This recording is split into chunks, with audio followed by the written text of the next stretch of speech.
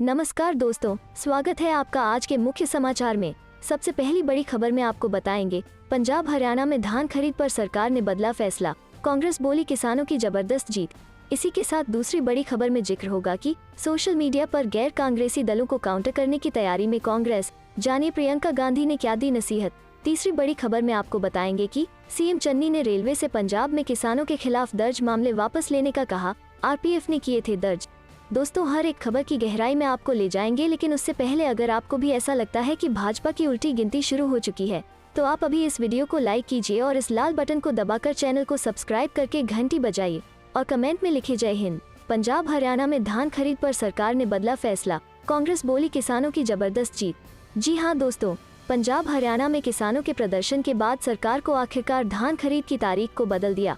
अब दोनों राज्यों में 3 अक्टूबर से धान खरीद की शुरुआत हो जाएगी। इस सिलसिले में हरियाणा के मुख्यमंत्री मनोहर लाल खट्टर ने शनिवार को केंद्रीय मंत्री अश्विनी चौबे के साथ बैठक की, जिसमें यह फैसला लिया गया। वहीं धान खरीद रविवार से शुरू होने का श्रेय कांग्रेस ने पंजाब के मुख्यमंत्री चरणजीत सिंह चन्नी को दिया है। पार्टी ने कहा है कि चन्नी ने प्रधानमंत्री नरेंद्र मोदी से मुलाकात में धान खरीद का मुद्दा उठाया था। सरकार के फैसले के बाद कांग्रेस प्रवक्ता रणदीप सुरजेवाला ने ट्वीट किया, यह किसानों की जबरदस्त जीत है। किसानों की धान खरीद को 11 अक्टूबर तक टालने के मोदी सरकार के अहंकारी फैसले को आखिर किसानों के दबाव में वापस लेना ही पड़ा। कल यह मांग कांग्रेस ने उठाई थी और पंजाब सीएम चरणजीत सिंह चन्नी खुद प्रधानमंत्री नरेंद्र मोदी से मिले थे। इसी तरह से 3 काले कानूनों को भी रद्द करना पड़ेगा।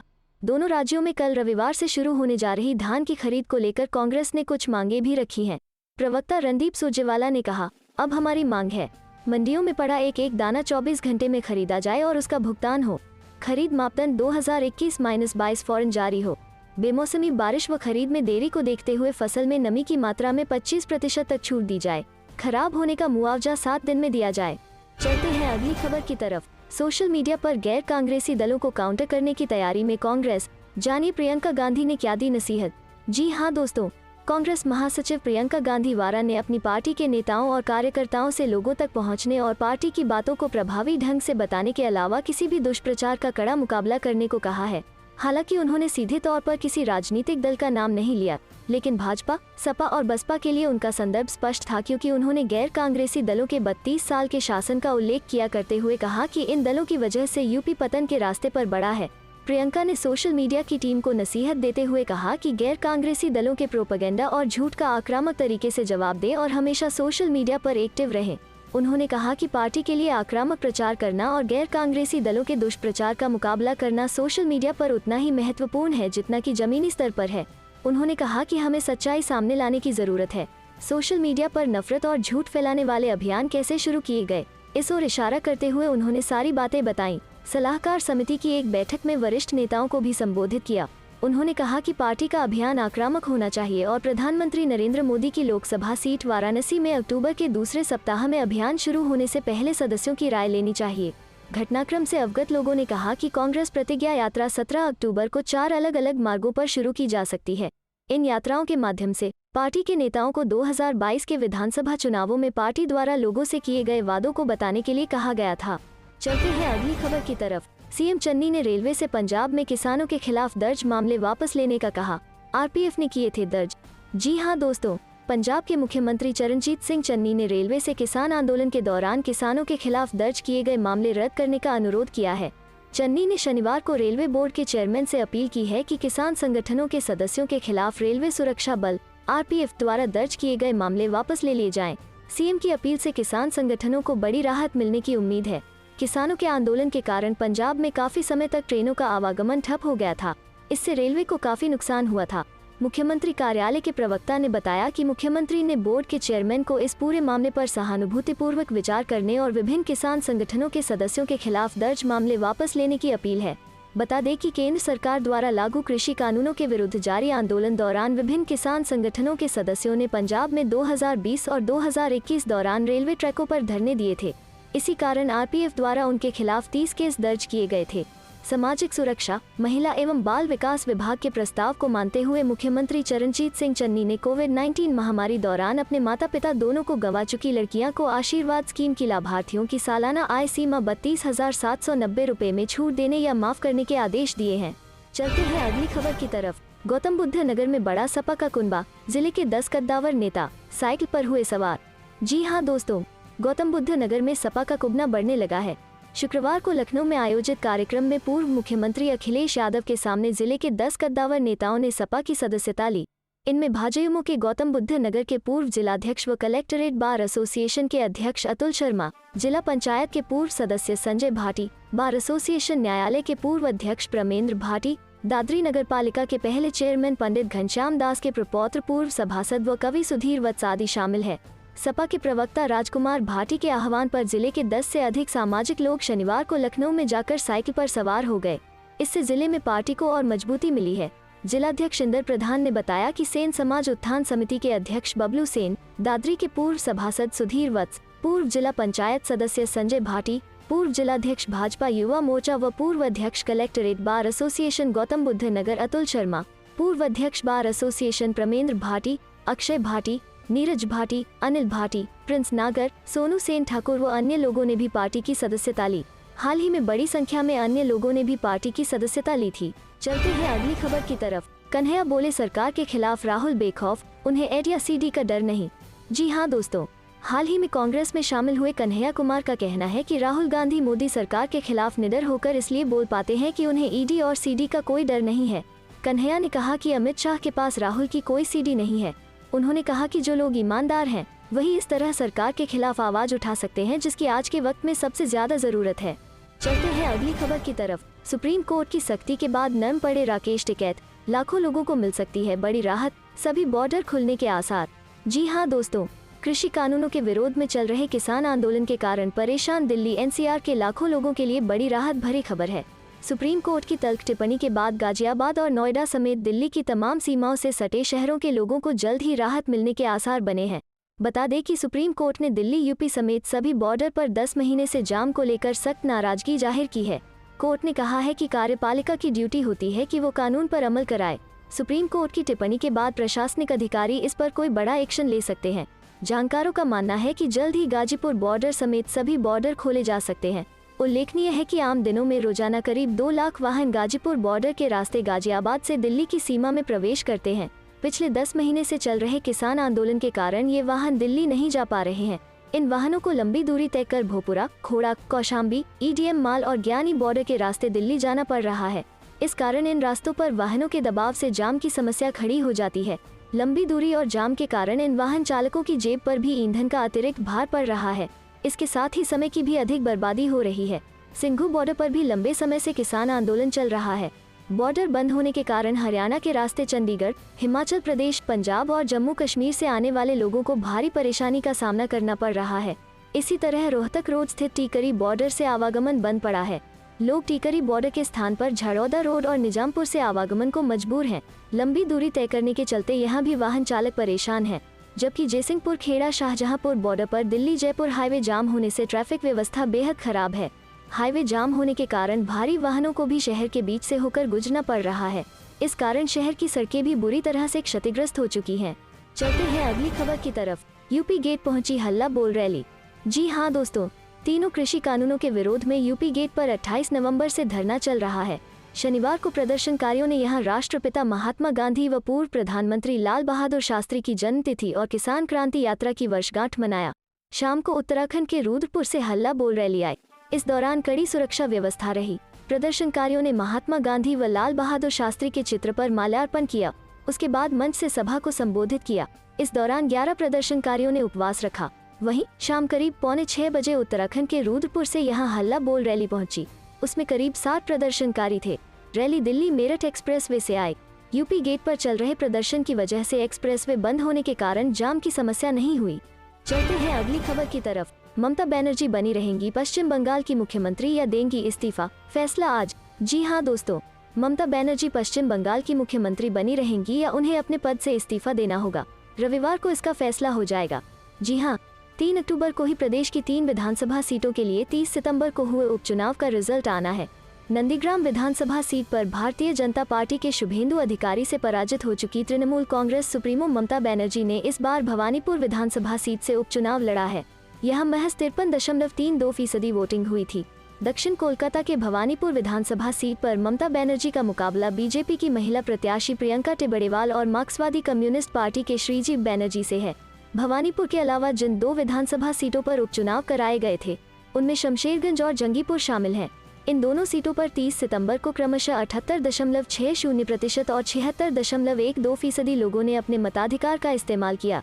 चुनाव आयोग ने कहा था कि तीनों विधानसभा सीटों पर शांतिपूर्ण उपचुनाव हुए, लेकिन बीजेपी ने सत्तारूढ़ पार्टी तृणमूल कांग्रेस पर चुनाव में धांधली के आरोप लगाए। पूर्व राष्ट्रीय फुटबॉलर एवं बीजेपी के नेता कल्याण चौबे ने आरोप लगाया कि बाइक पर सवार होकर आए 8-10 तृणमूल समर्थकों ने उनकी कार पर हमला कर दिया, उनकी कार के शीशे को क्षतिग्रस्त कर दिया। चलते हैं अगली खबर की तरफ। सियासी घमासान के बीच सीएम चन्नी और सिद्धू ने लगाया मास्टर स्ट्रोक, जानिए पूरा मामला। जी हां दोस्तों, पंजाब कांग्रेस में मचे सियासी घमासान पर लगाम लगाने के लिए नवनियुक्त सीएम पुरजोर कोशिश कर रहे हैं। साथ ही वो पंजाब विधानसभा चुनाव के मद्देनजर सियासी जमीन मजबूत करने में भी जुट गए हैं। इसी बीच कैप्टन अमरिंदर सिंह के कांग्रेस छोड़ने की खबर सुर्खियों में है। वहीं नवजोत सिंह सिद्धू के इस्तीफे पर अभी संशय बरकरार है। सिद्धू ने अपने इस्तीफे में कहा है कि वो पंजाब के हक में किसी मुद्दे पर कोई समझौता नहीं करेंगे। सिद्धू की सियासी गणित को देखा जाए तो वो सिखों से जुड़े मुद्दों को एजेंडा बनाने की कोशिश करते रहे हैं। उनकी कोशिश है कि शिरोमणि अकाली दल के वोट बैंक में सेंधमारी कर सके। नवनियुक्त मुख्यमंत्री चरणजीत सिंह चन्नी और नवजोत सिंह सिद्धू के बीच काफी हद तक कई मुद्दों पर सहमति बन चुकी है। सिद्धू के साथ हुई बैठक के बाद कई मुद्दों को अमली जामा पहनाया जा रहा है। वहीं नवजोत सिंह सिद्धू ने कहा है कि कांग्रेस पार्टी में उन्हें कोई पद नहीं भी दिया जाए तो भी वो राहुल गांधी और प्रियंका गांधी के साथ खड़े रहेंगे, गांधी जी और शास्त्री के सिद्धांतों पर चलते रहेंगे।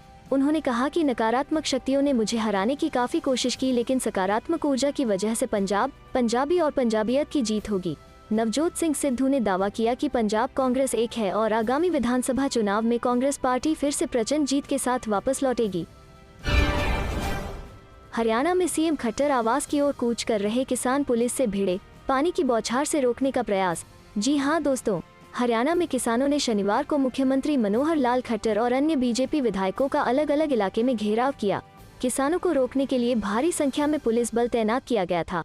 कृषि कानूनों के खिलाफ आंदोलन कर रहे किसान कई जगहों पर बैरिकेडिंग तोड़कर आगे बढ़ते नजर आए तो पुलिस ने वाटर कैनन यानी पानी की बौछारों के जरिए किसानों को रोकने की कोशिश की। अंबाला में भी बीजेपी विधायक के घर प्रदर्शन किया। किसान हरियाणा में कई जिला मुख्यालयों पर भी पहुंचे। किसानों ने सीएम खट्टर के आवास पर आगे बढ़ने का प्रयास किया तो पुलिस और उनके बीच धक्का मुक्की भी हुई। किसान कृषि कानूनों की वापसी को लेकर तो लंबे समय से आंदोलित हैं ही, साथ ही धान की खरीद में देरी से भी उनमें नाराजगी है। दरअसल केंद्र सरकार ने धान की खरीद को 10 दिनों के लिए टाल दिया है। धान की खरीद 11 अक्टूबर से करने का फैसला किया है।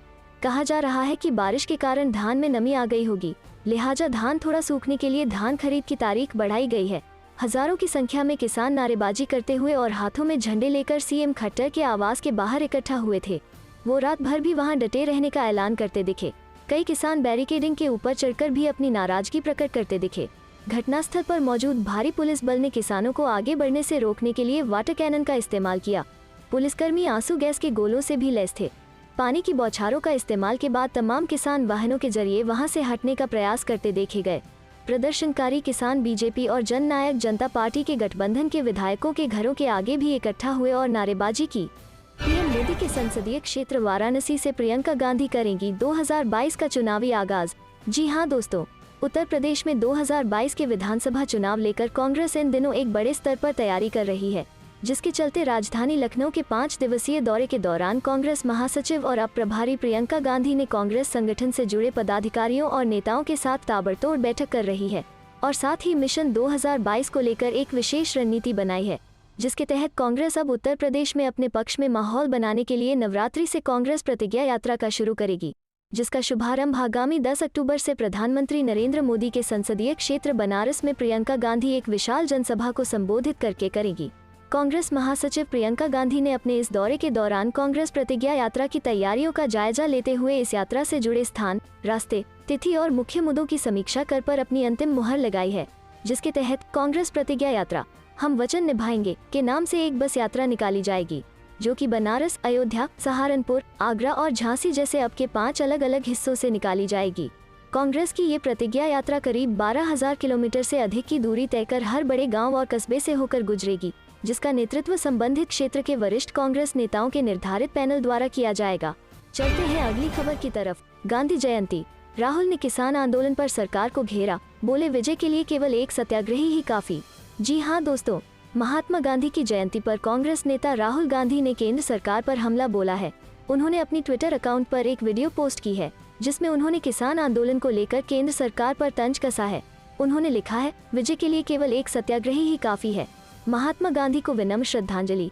गांधी जयंती पर राहुल गांधी की ओर से ट्विटर पर अपलोड की गई वीडियो में महात्मा गांधी का सत्याग्रह आंदोलन और किसान आंदोलन की वीडियो दिखाई देती है। इस वीडियो की शुरुआत में लिखा है, सत्याग्रह तब और अब, असत्य और अन्याय के खिलाफ बापू ने सत्याग्रह किया था, आज अन्नदाता सत्याग्रह कर रहे हैं। वीडियो में इसके बाद किसानों पर हुए लाठीचार्ज के फुटेज दिखाई देते हैं। इसके बाद लिखा है, यहाँ हर दिल में बापू हैं और कितने गोसे लाओगे, तुम्हारे अत्याचार से डरते नहीं, तुम्हारे अन्याय के आगे झुकते नहीं, हम भारत के वासी हैं, सत्य की राह में रुकते नहीं। कृषि कानून बिल को लेकर किसान लंबे समय से प्रदर्शन कर रहे हैं। बीते दिनों किसानों ने भारत बंद का आह्वान भी किया था। इससे पहले भी किसान उग्र प्रदर्शन कर चुके हैं। इस आंदोलन को लेकर कांग्रेस भी सरकार पर हमलावर है और किसानों के साथ कृषि कानून बिल वापस लेने की मांग कर रही है। चलते हैं अगली खबर की तरफ। अखिलेश ने फिर उठाया ईवीएम पर सवाल, कहा बैलेट से कराओ चुनाव, हार जाएगी बीजेपी। जी हाँ दोस्तों, उत्तर प्रदेश में होने वाले विधानसभा चुनाव से पहले समाजवादी पार्टी के अध्यक्ष अखिलेश यादव ने एक बार फिर ईवीएम पर सवाल उठाए हैं। उन्होंने दावा करते हुए कहा कि बीजेपी बैलेट पोल हार जाएगी। अखिलेश ने कहा कि ईवीएम हटाने से समाजवादी पार्टी की फिर से सरकार बनेगी। उन्होंने कहा कि अमेरिका जैसा देश बैलेट का इस्तेमाल कर रहा है। सपा अध्यक्ष ने ये बातें लखनऊ में एक प्रेस कॉन्फ्रेंस के दौरान कही। अखिलेश यादव ने आरोप लगाते हुए कहा कि क्या हो रहा है, गोरखपुर में जहां से मुख्यमंत्री चुनकर आते हैं, जहां मुख्यमंत्री जाकर वापस आते हैं, वहां हत्या हो जाती है। जिस पुलिस पर भरोसा था उसी ने जान ले ली और अभी भी फरार हैं। अखिलेश ने सवाल उठाते हुए कहा कि ये फरार हैं या सरकार ने इन्हें फरार किया है। उन्होंने कहा कि पूरा प्रदेश जानता है कि पुलिस कप्तान के खिलाफ इसलिए कार्रवाई नहीं हो रही है क्योंकि वे भाजपा के रिश्तेदार हैं। बता दें, गोरखपुर में कानपुर के व्यापारी मनीष गुप्ता की संदिग्ध मौत हो गई थी। आरोप है कि पुलिस वालों की पिटाई से मनीष की मौत हुई है। इस मामले के आरोपी सभी पुलिस वाले केस दर्ज होने के बाद से फरार हैं। बता दें, अखिलेश यादव इससे पहले भी कई मौकों पर ईवीएम पर सवाल उठा चुके हैं। हाल ही में उन्होंने आगामी यूपी चुनाव में ईवीएम और डीएम से अलर्ट रहने की बात कही थी। अखिलेश ने कहा था कि बिहार में ईवीएम और डीएम ने बेईमानी की और बंगाल में सही जवाब मिला। अखिलेश यादव ने कार्यकर्ताओं को संबोधित करते हुए कहा था कि अब की बार बूथों पर भाजपा की बुरी नजर है। ऐसे में लोकतंत्र को बचाने के लिए सपा कार्यकर्ताओं की अग्निपरीक्षा का समय है। चलते हैं अगली खबर की तरफ। खंडवा लोकसभा उपचुनाव में होगी कन्हैया कुमार की एंट्री, टिकट मिलने से पहले ही मैदान में उतरे अरुण यादव। जी हां दोस्तों, खंडवा लोकसभा उपचुनाव में कांग्रेस में भले ही टिकट के लिए लेकर घमासान मचा हो, लेकिन पूर्व केंद्रीय मंत्री अरुण यादव ने खंडवा में अपनी तैयारी शुरू कर दी है। इस बीच शुक्रवार को उन्होंने खंडवा पहुंचकर अपने कार्यकर्ताओं के साथ बैठक की। उन्होंने पार्टी में नए आए कन्हैया कुमार की तारीफ की और कहा वो उन्हें प्रचार के लिए खंडवा लाएंगे। खंडवा लोकसभा सीट उपचुनाव के लिए अभी अरुण यादव को टिकट नहीं मिला है, लेकिन उन्होंने यहां काम शुरू कर दिया है। शुक्रवार को यादव ने अपने पार्टी कार्यकर्ताओं के साथ बैठक की। उनके साथ कांग्रेस के कई कार्यकर्ता मौजूद थे। बुरहानपुर के निर्दलीय विधायक शेरा जिस तरह से अरुण यादव के खिलाफ लगातार बयानबाजी कर रहे हैं और टिकट पाने की बात कर रहे हैं, इस संदर्भ में जब अरुण यादव से पूछा गया तो उन्होंने शेरा के सवाल को अनसुना करते हुए उस पर किसी भी तरह से चर्चा करने से इनकार कर दिया। लेकिन यादव ने अभी कांग्रेस में एंट्री पाने वाले कन्हैया कुमार की जमकर तारीफ की। अरुण यादव ने कहा लोकसभा उपचुनाव के प्रचार के लिए वो कन्हैया कुमार को भी खंडवा लाएंगे। चलते हैं अगली खबर की तरफ। मेरठ में धरना दे रहे किसानों में गुस्सा, बोले एक तरफ वार्ता का आश्वासन और थमा दिया नोटिस। जी हां दोस्तों, कमिश्नरी पार्क में रविवार से धरने पर बैठे किसान मजदूर संगठन के पदाधिकारियों ने शुक्रवार को प्रशासनिक अधिकारियों से वार्ता करने के लिए इनकार कर दिया है। किसान मजदूर संगठन के राष्ट्रीय अध्यक्ष ठाकुर पूरन सिंह का कहना है कि एक तरफ वार्ता का आश्वासन और दूसरी तरफ नोटिस की कार्रवाई, इस तरह का दोहरा मापदंड किसान नहीं सहेगा। उन्होंने आरोप लगाया कि किसानों के प्रति पुलिस प्रशासन का रवैया बेहद निंदनीय है। राष्ट्रीय प्रवक्ता ललित राणा ने कहा कि इंस्पेक्टर सिविल लाइन ने 149 सीआरपीसी के तहत नोटिस की कार्यवाही करके किसानों का अपमान किया है। किसान अपनी मांग को लेकर कमिश्नरी पार्क में शांतिपूर्ण तरीके से धरना दे रहे हैं। वो कमिश्नर के माध्यम से मुख्यमंत्री से वार्ता सुनिश्चित कराने की मांग कर रहे थे, लेकिन पुलिस प्रशासनिक अधिकारी लगातार उन्हें गुमराह करने का काम कर रहे हैं। राष्ट्रीय उपाध्यक्ष अनु मलिक ने कहा कि शनिवार 2 अक्टूबर को कमिश्नरी पार्क में किसान मजदूर संगठन महापंचायत का आयोजन कर रहा है, जिसमें पश्चिमी यूपी के लगभग सभी जिलों से किसान मेरठ पहुंचकर शामिल होंगे। उन्होंने कहा कि किसान अपनी समस्याओं को लेकर मुख्यमंत्री से मिलना चाहते हैं, लेकिन कुछ अधिकारी किसानों की समस्याओं को लेकर कतई गंभीर नहीं है। चलते हैं अगली खबर की तरफ। हाँ, हूँ टुकड़ा टुकड़ा, बीजेपी के टुकड़े टुकड़े करूंगा, कांग्रेस नेता कन्हैया कुमार का बयान। जी हाँ दोस्तों, नए नवेले कांग्रेसी बने कन्हैया कुमार आजकल बीजेपी को टुकड़े टुकड़े करने की धमकी दे रहे हैं। दरअसल बीजेपी उन पर आरोप लगाती रही है कि वो टुकड़े टुकड़े गैंग के सरगना है। सवाल पूछते ही कन्हैया हत्थे उखड़ गए और कहा कि मैं भाजपा के टुकड़े टुकड़े करूंगा।